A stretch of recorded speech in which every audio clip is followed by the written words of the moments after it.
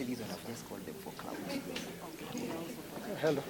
Because of business today, this is I'll give you Kesho. 10,000. Wakili. Malize mambo ya koti. Omari. Kuongea Kikuyu. Goja.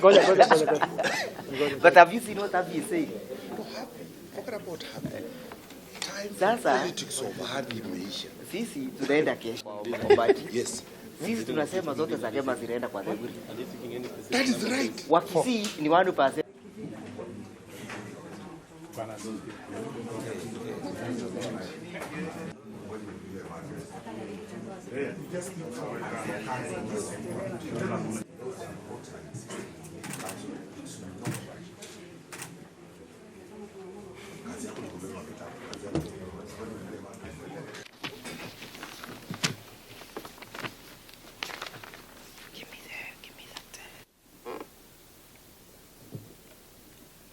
My name is Degwanjiro.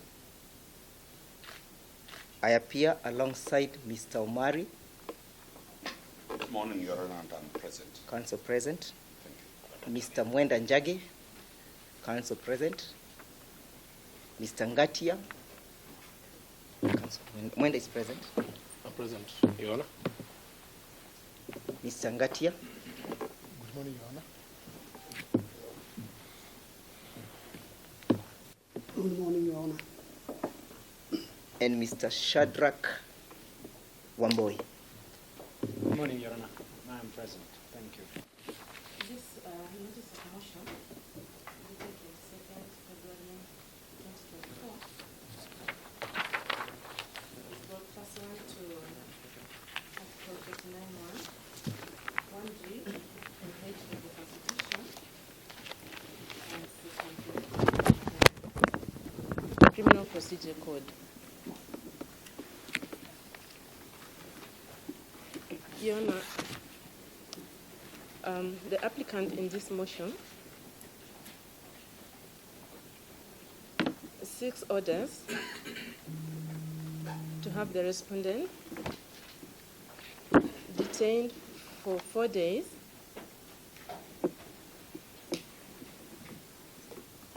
at the Muthaiga police station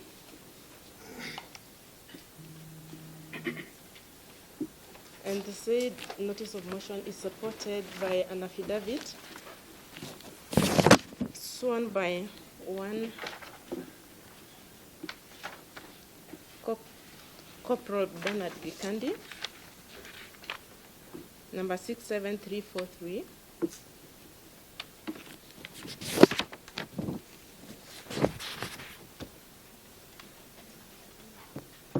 which application is premised on the following grounds.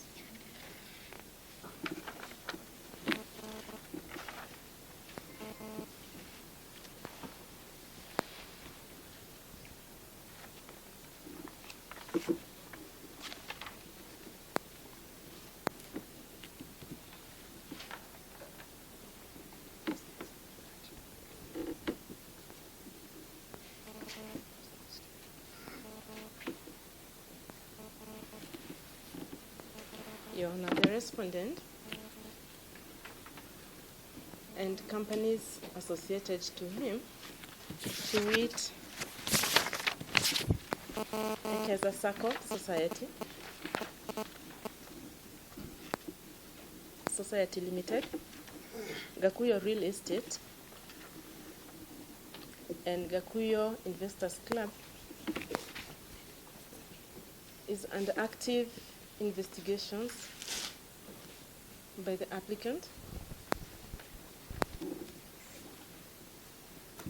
involving a case of conspiracy to commit a felony,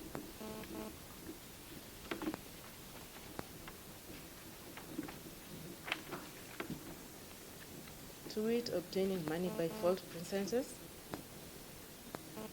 stealing and money laundering.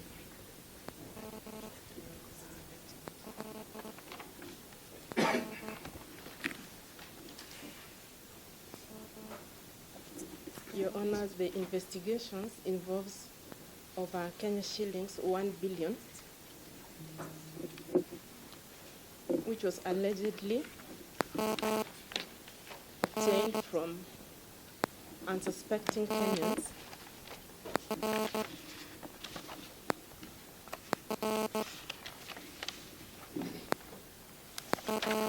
about 50,000 citizens who entrusted their money to the respondent.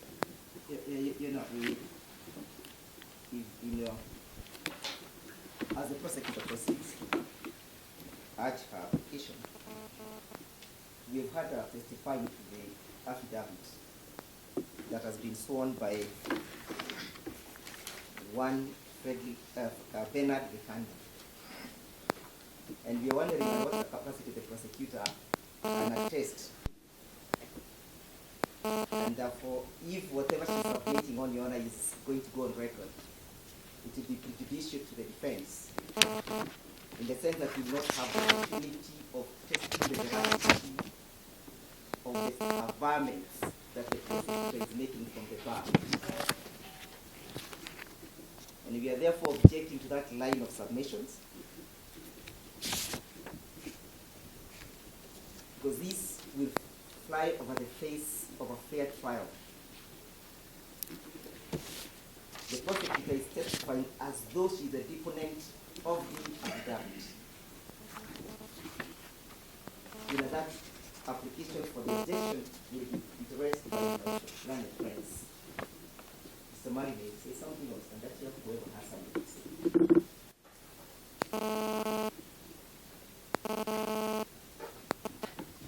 By the Almighty God, that judges I give this before this court, touching the matter in question shall be true, the whole truth, help me God. Good morning, Your Honor. Number 67343, Corporal Bernard Gekandi, attached to the Directorate of Criminal Investigation, Financial Investigation Unit in Nairobi, within Nairobi County, and I am competent and of sound mind to swear this up to the matters here below. Your Honor, I am one of the investigators in this case, where the DCI is investigating a case of conspiracy to defraud, obtaining money by false pretenses, stealing, and money laundering involving over Kenya shillings 1 billion, allegedly stolen by the respondent in this case, that is one David Kariuki Gari Ekeza Gakuyo, and the companies associated with to him, Your Honor.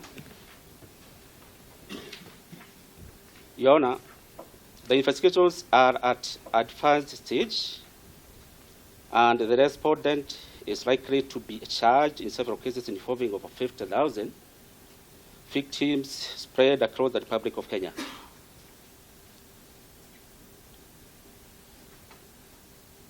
Your Honor, that there has been a public outcry from the said victims and other affected persons over the funds lost or allegedly stolen by the respondent and companies associated to him, to it, Ekeza SACCO Society Limited, Gakuyo Real Estate, Gakuyo Investors Club, in light of the closure of the offices belonging to the respondent and the said companies. Your Honor, I fairly believe that the respondent in this case, that is David Kariuki Gari, is aware of the ongoing investigations and impending arraignment in court over the said investigations. Your Honor, the respondent is a holder of a valid Kenyan passport that I have attached, Your Honor, and marked as BAN1. On 21st February 2024, the respondent, that's David Kariuki Gari, was intercepted at the immigration desk at Jomo Kenyatta International Airport while on transit to Zambia out of this court's jurisdiction, and this one can be evidenced by document marked BN2 being the boarding pass, Your Honor. Your Honor, the respondent was subsequently arrested and is currently detained at Muthaiga Police Station. Your Honor, I firmly believe that the respondent is a flight risk and is likely to escape the jurisdiction of this court, Your Honor.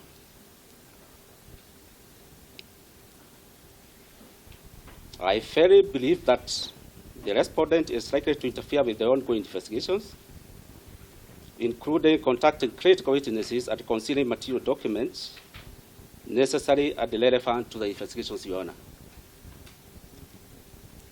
Your Honor, the players sought should be allowed in public interests and interest of administration of justice,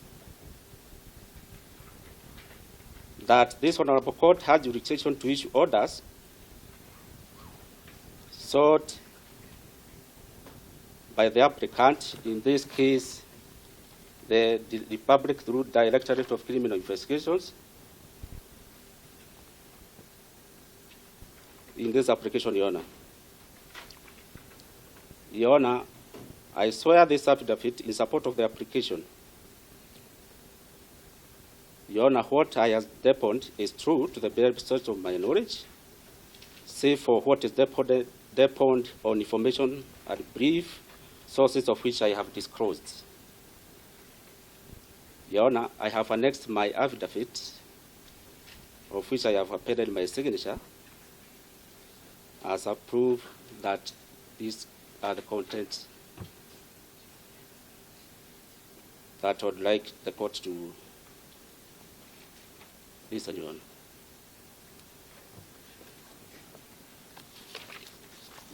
Now, admissible before any court of You know, perhaps for clarity and proper procedure, may we then know whether counsel is objecting to us producing this document? Because the only marked that we produce, then he objects to the production of the documents.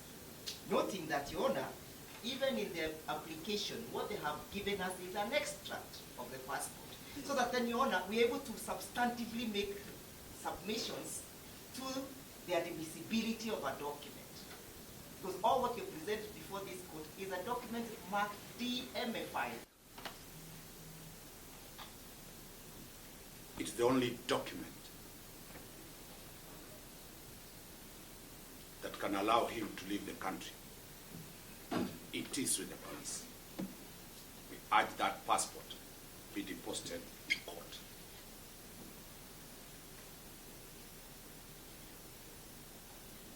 The third ground they are raising is the multitude of complainants.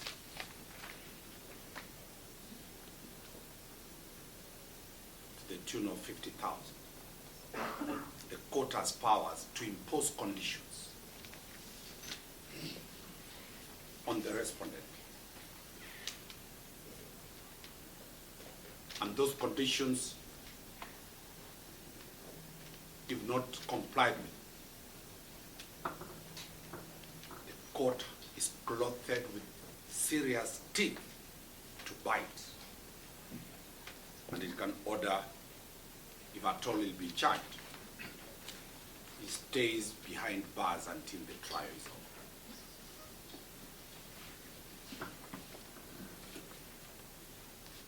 You know, the fourth reason why they are saying they want 4 days.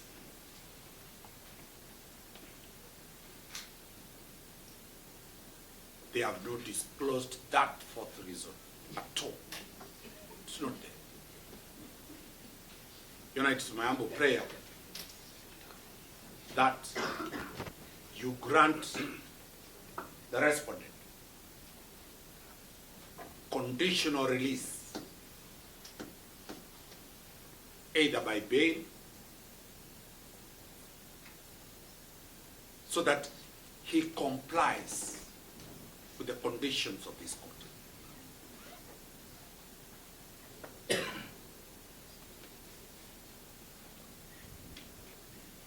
You know, this is not a respondent brought by warrant of arrest.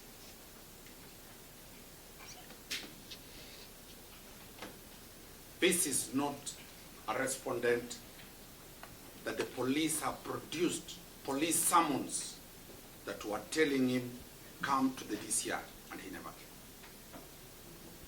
came. This is a respondent. The state wants the whole world to believe that he was aware what the investigators were doing. You know, the DCI is the top-ranked criminal investigation team in the whole of Africa.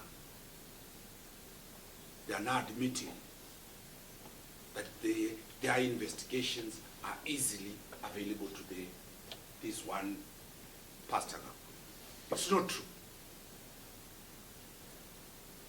Your Honor, we urge the court to enter him into bail. We also urge the court to put conditions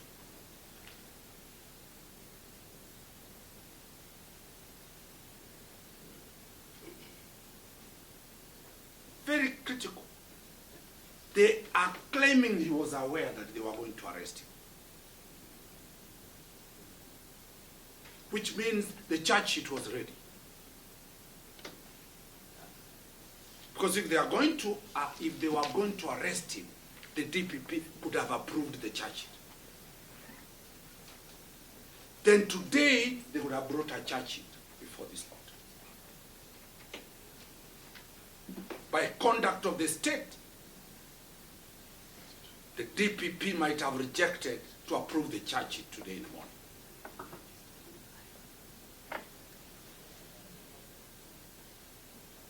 And they're trying to convince the DPP to approve the charge sheet, and that's why they're seeking for 4 days.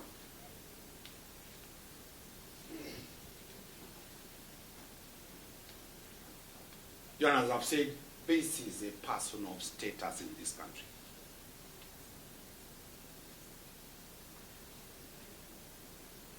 This is our leader in this country.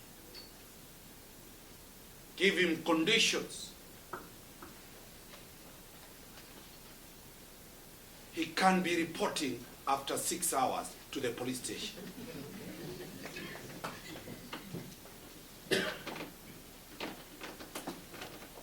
I forgot, Your Honor, my good friend Kinyanjui knows the Oscar Sudi Kipchumba case, where Professor, I don't have the citation here, where Professor Ngugi says, use the least restrictive measures.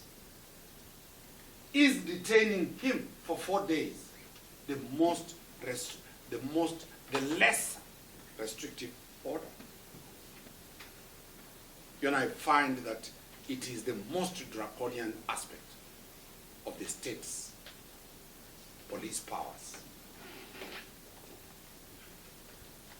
He submits to you, as humble as he is,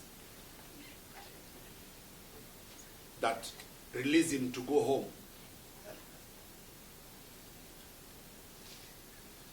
To continue his work. If the state wants to charge him, he's available to take plea if at all the state has evidence against him. And definitely there is no evidence, because for 5.5 years, the state could have already arraigned him before a court of law.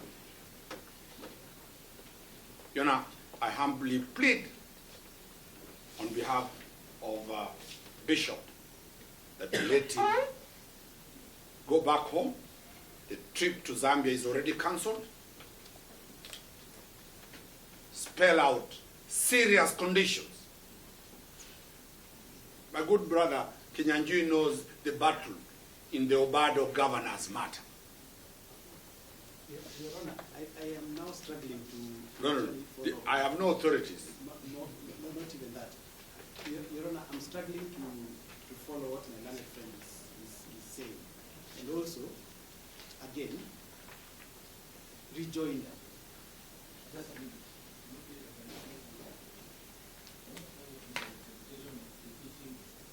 All right, I've moved away. Yes, yes. You know what I was saying?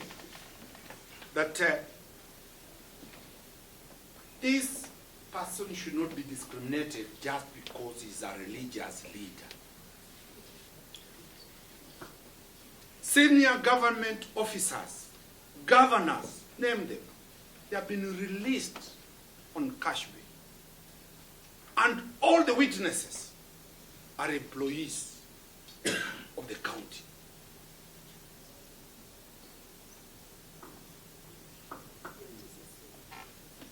From Kidero, from Sonko, from Governor Obado, they were released on cash bail. And yet, the witnesses who belong to the state were their employees in the county. Let him not be discriminated because he's a religious leader. Mr. Mambola, my good brother here is telling me that, Your Honor, I'm told that the Easter vacation is coming shortly, and fasting is part and parcel of their occupation, unlike us. You don't allow him to fast and pray for those ones who go to church like my good brother here. Thank you, Your Honor. At 11:30 a.m.